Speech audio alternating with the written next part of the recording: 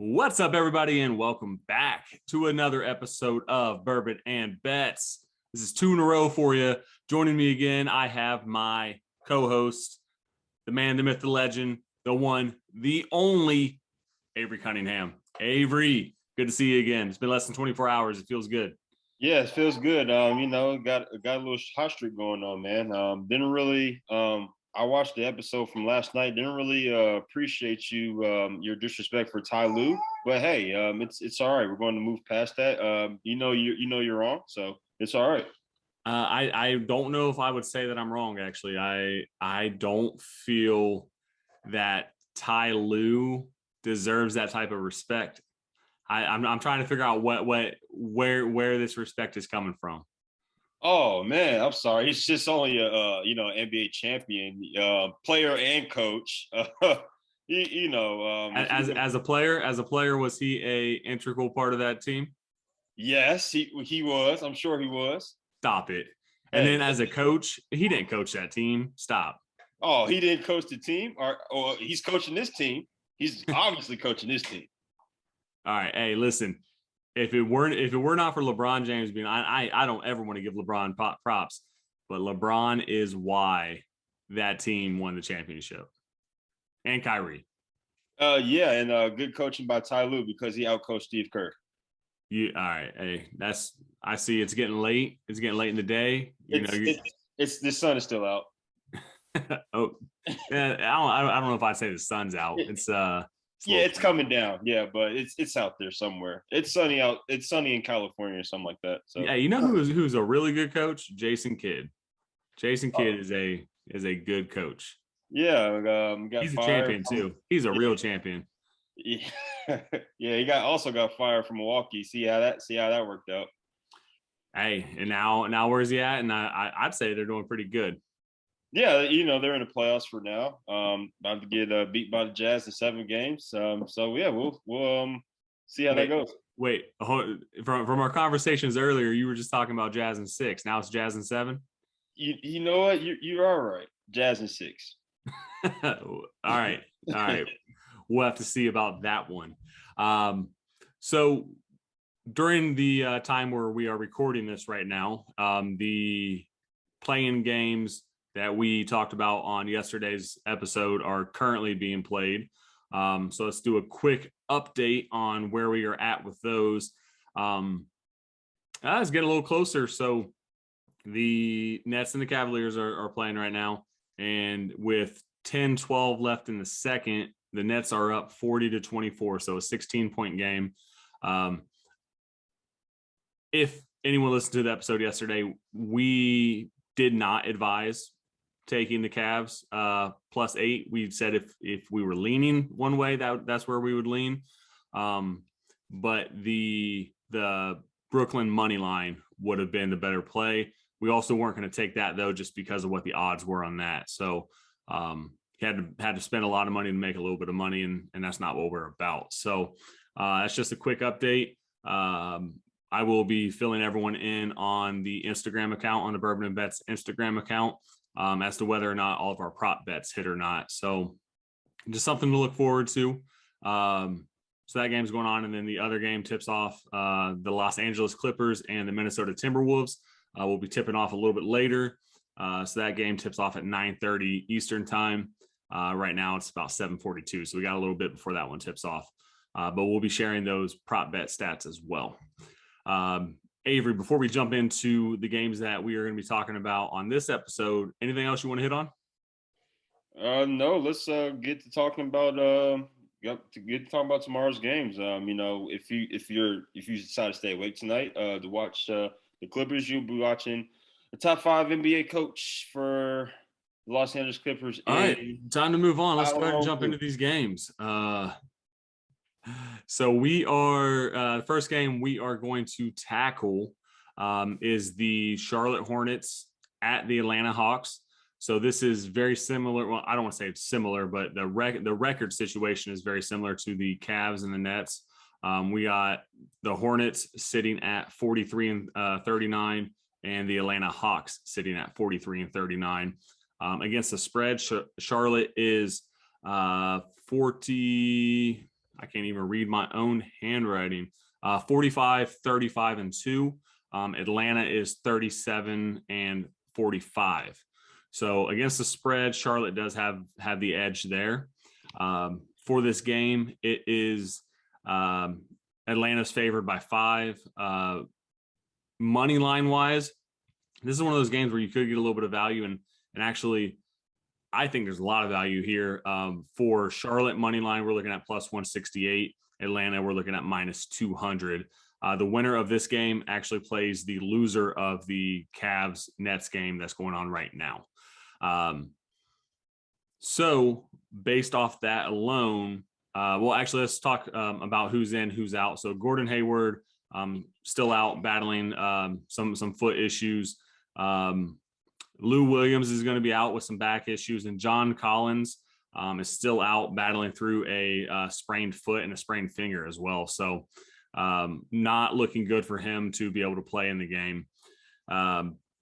Matchup wise, we're looking for Atlanta. We got Trae Young, Kevin Huerter, DeAndre Hunter, Danilo Gallinari, and Clint Capella, as well as Bogdanovich and Jalen Johnson coming in off the bench. For Charlotte, we have LaMelo Ball, Scary Terry Rozier, Kelly Oubre Jr., Miles Bridges, Mason Plumlee, Montrezl Harrell, PJ Washington, and Cody Martin. So just based off those names I was reading through there, for like key players, Charlotte feels like the deeper team to me. Avery, thoughts? What are some of your predictions for this game? This is a tough one for me. You know me, I'm really high on the Ball family. Lonzo, Very high. LaMelo, Jello. They are the best sports family in American history. But no, this guy. I mean, it's just facts. I'll take them over the Manning family any day of the week. But anyway. But I don't know, man. I might have to roll with the Hornets here. I mean, the Atlanta, they can roll with their 8. I mean, they're not as deep as Charlotte, but they can roll with their 8 guys that you mentioned, that you just mentioned. You mentioned 7, but they typically roll with 8. Obviously they got Trae Young, who is I believe the first player in in basketball history to lead both the NCAA and the NBA in total points and total assists. So we're looking at maybe potentially a top 50 player, when it's all said and done here. That's he's still underrated. So Trae Young is a dog. The team kind of fell off from last year.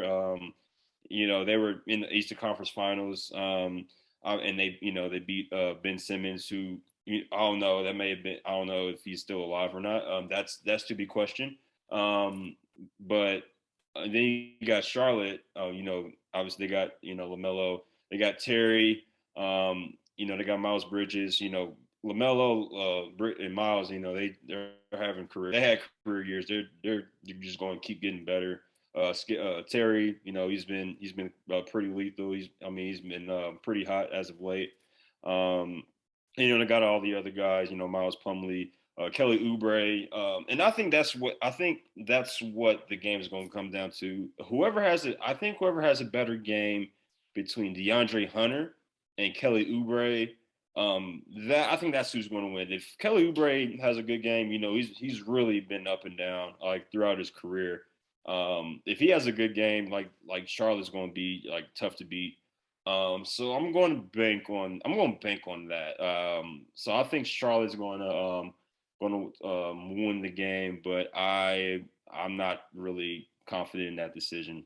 So I mean, I'll probably stay away from this because it can really go either way. Both teams are really good. Even though they're they're 9-10, but they can compete with anybody in the Eastern Conference.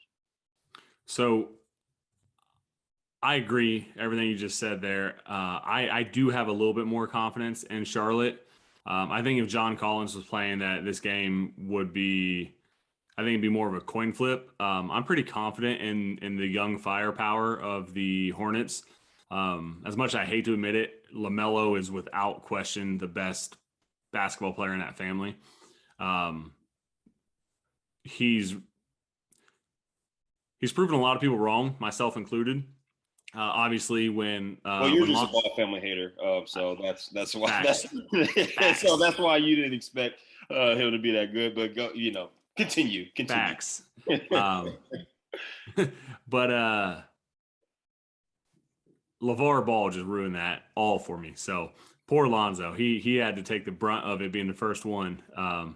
Yeah, Luckily, he did. LaMelo was able to not have to receive the initial blow. Yeah, he got the cool, more laid back that but Lonzo, yeah, Lonzo was doomed. But Hey, shout out to LeVar for learning from his mistakes with Lonzo. yeah, but no, I mean, but LeVar, shout out to Lonzo. He's made a career for himself. He's made his own decisions. He's done what he's felt was best for him. So I mean, he's doing well. He's hurt right now, but I mean, he's got a good contract. He's been playing well before he got hurt. So, but yeah, I'm sorry, I didn't mean to overtake your thunder here. But. No, it's okay. It's your world. I'm just paying rent. Okay, one more, but, same thing. Yeah. I really do like Charlotte money line here. To play it safe though, I would take Charlotte +5. You're still getting minus 108 at that point, so not far off of even money. Obviously, having the plus 168 would be nice, but if I can get points and not give up that much, I'm going to take the points. When it comes to prop bets for this game, I'm going to go through what I have, and I want to hear what your take is. So I think you're going to like this one. We spoke about it a little bit, but as far as double, I think LaMelo has a really good shot at a double here at minus 130. So that's something that I'm going to roll with. Yeah, I'm going with the triple double, but no, that's hard to predict. But double doubles for sure. Triple double. He's always. I mean, being a tall guard, he's a threat to get a triple double. But we're going. I like the double double though. Like points and assists for sure. And at minus 130, that's a good value for a player of his caliber, who has the ball in his hands quite a bit. So. I'm also going to take LaMelo over 23.5 points at minus 106. I can see that. He's kind of like with both Trey Young and LaMelo, gets each other. Against like the Hawks and Hornets respectively, they both kind of struggled. So I mean, I can see him like going under, but still being in double digits. So I would go that route. Okay. Scary Terry, I got him going over 20 as well. I like that. I have him 20 plus points at minus 162. I like that. I got Trey coming in at over 31.5 at minus 108.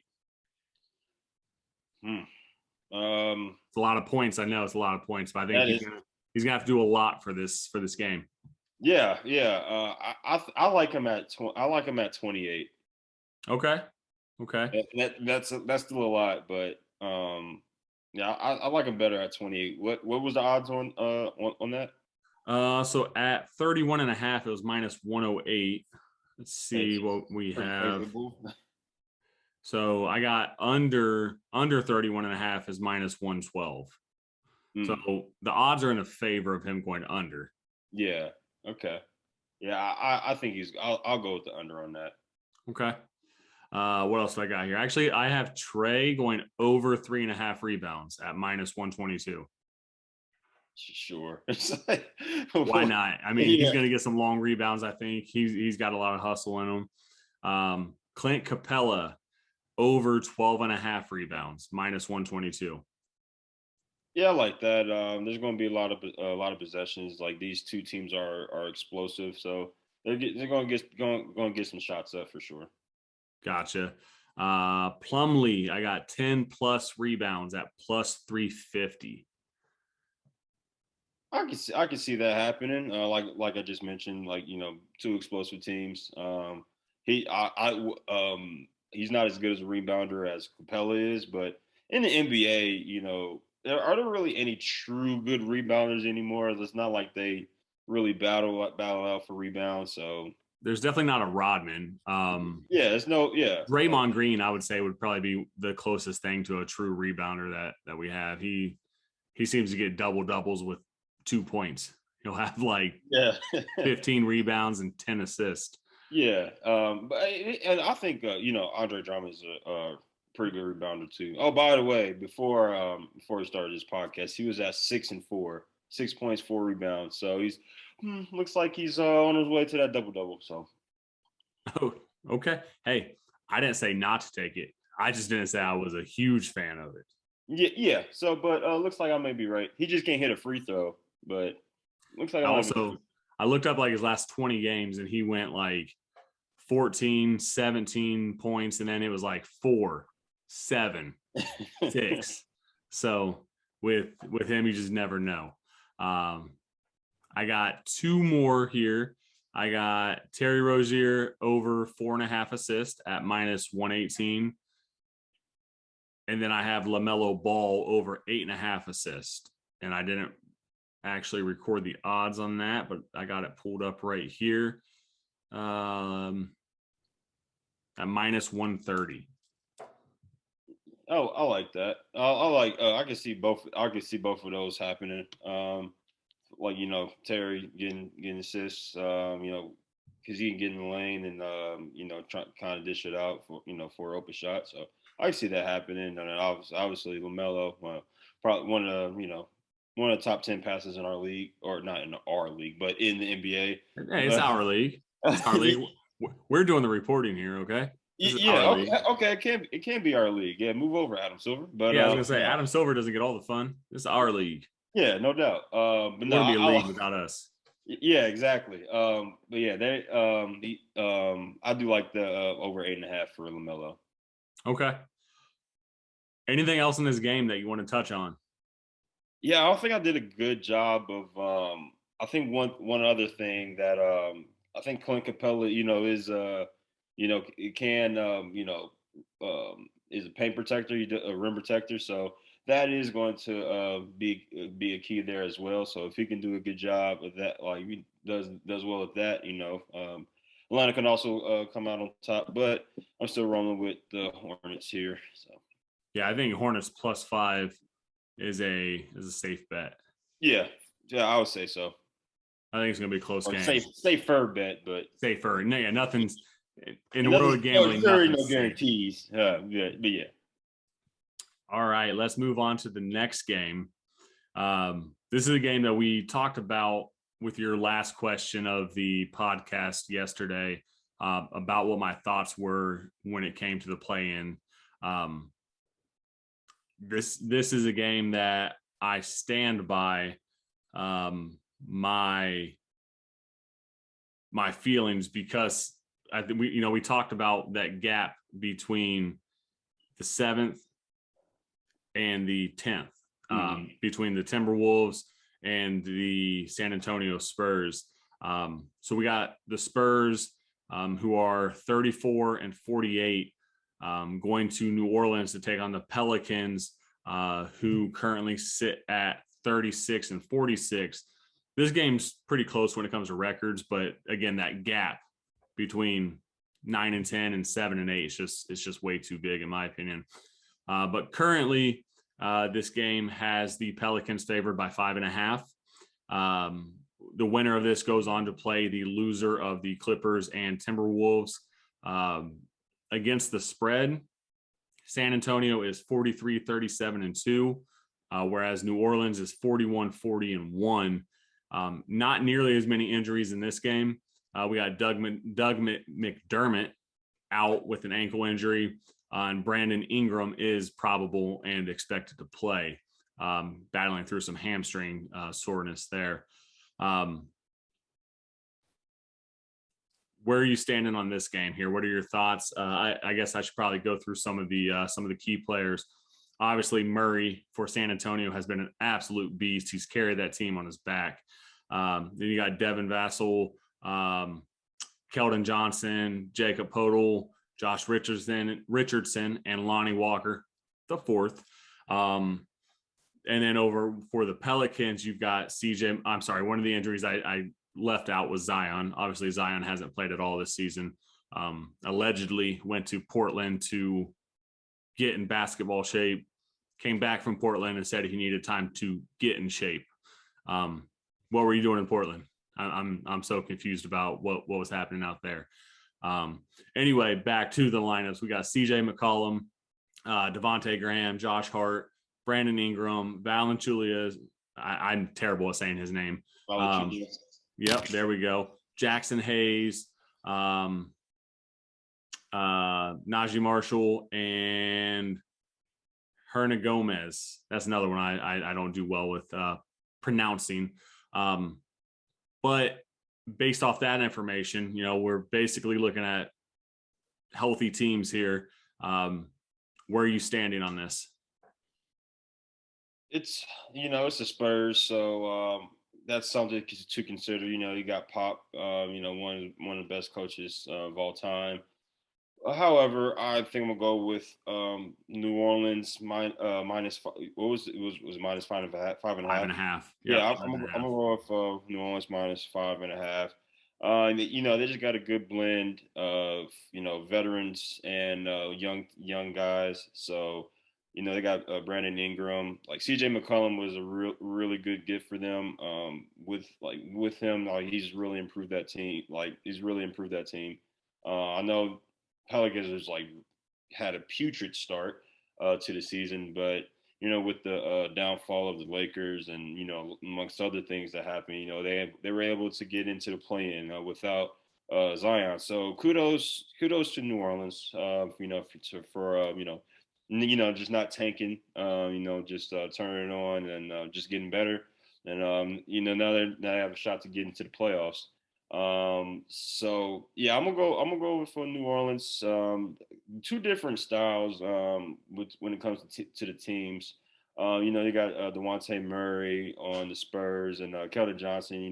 Two guys, but they're more of the Spurs are more of a committee, score by committee. They don't really have that go to dog that could get you 30 on a consistent basis. DeJounte, he can go get it, but he's not like the guy that, hey, we need you to go 12 of 20, 15, 15 or 25, not that kind of guy as of yet, but he can do everything else really well. He can really defend.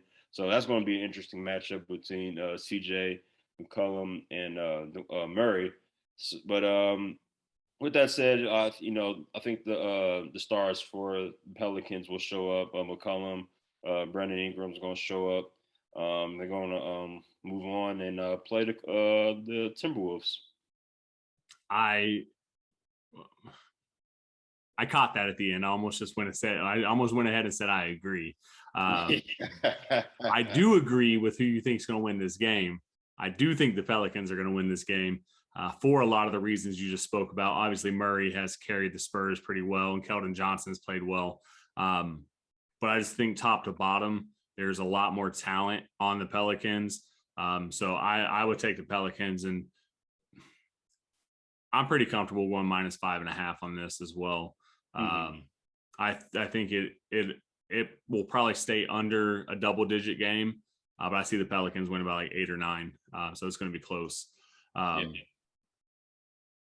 like it when we actually agree. I know you seem to think that Ty Lue's a good coach, but anyway. Yeah, because he is a good coach. All right, moving on. Let's talk about prop bets for this game here. So again, I do have a double-double, and this one kind of shocked me with the odds. I got Brandon Ingram with a double-double at plus 260. So there seems to be a lot of doubt that he's going to be able to get a double-double. Yeah, I'm not willing to say that is a guarantee, but at plus 260 for a player of his caliber, it's worth the risk in my opinion. Yeah, I'm with. I don't think he'll get a double double. I think he's going to have to create his own shot, which he's very capable of in hitting shots. So I think that's going to be that kind of game. So I don't, I'm in agreement with the professionals that he won't get a double double. So he may cut it close. He might get 20 plus and 6 and 6, but I don't think he'll or not 6 and 6, but like maybe 6 and 4, 6 and 3, something like that. But I don't see a double double. Okay, that's fair. I guess that's why we play the game. I guess that's why there's an option to not bet on that. And I got CJ McCollum over 25.5 points minus 118. It's a lot of points, but I just think that with the amount of weapons that they have, the floor is going to be spread for him. And I think he has a good shot at 25 and 26 points essentially. Yeah, I mean, once again, another guy that can create his own shot. He's going to have to hit some. He's going to have to hit open shots, and got hit and contested shots. So, so I do like that. 25. You said it's 25. Yeah, 25 and a half. Yeah, that is a lot. Well, yeah, we'll go with it. Okay. I also got Jackson Hayes over 9.5. 9.5 points at minus 104. I think he'll get 8. I thought that one was going to be close for sure. I can see that one coming down to like a free throw where he has like 9 points and the free throw is going to make or break. That's also how sports gambling works out for me. Yeah. He'll get like 8. I think he'll get about 8 and 7, 8 and 6. Yeah. Then I got DeJounte Murray at over 23.5 points minus 118.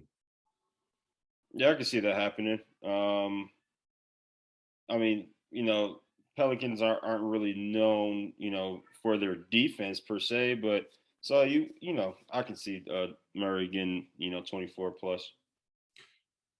Moving on to rebounds, I have Keldon Johnson over 5.5. Yeah, I can see that happening. Seeing maybe about 7 boards. Okay.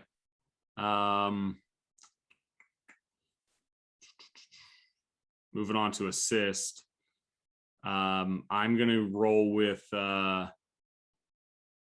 this is actually a big man assist number. I'm feeling pretty comfortable with. I'm going Jacob Poeltl over 1.5. Oh, that's cake.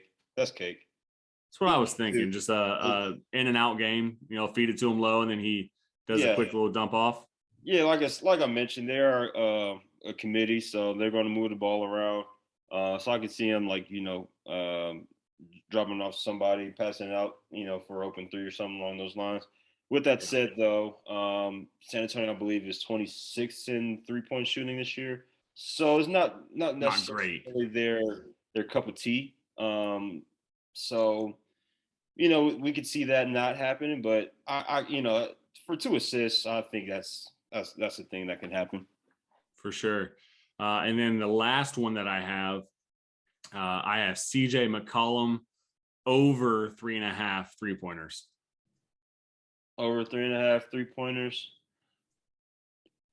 Yeah, I can see that happening. I know, with Murray guarding him, so it's going to make it challenging for him. But he can. I'm sure he can hit 4 3-pointers. This kind of is like a lot though, but it could definitely happen. Yeah. So I would bet. I'll make that bet. And it's good odds. It's plus 128, so it's positive money. I think it's worth a shot. Yeah. That's all that I have for this game. What last minute input do you have?